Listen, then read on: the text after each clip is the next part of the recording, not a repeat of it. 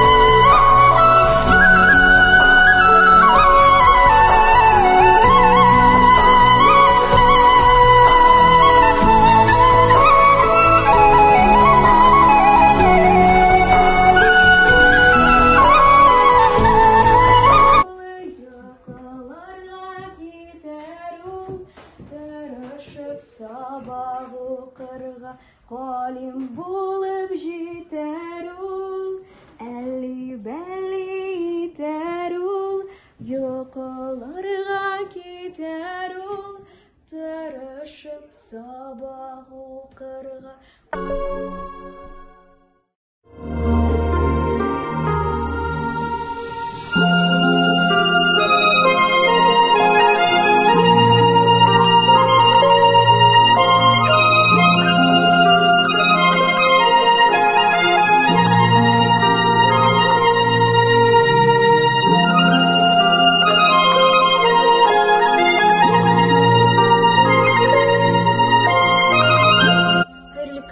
Мин 15-нче татар гимназиясенең 11-нче сыйныф укучысы.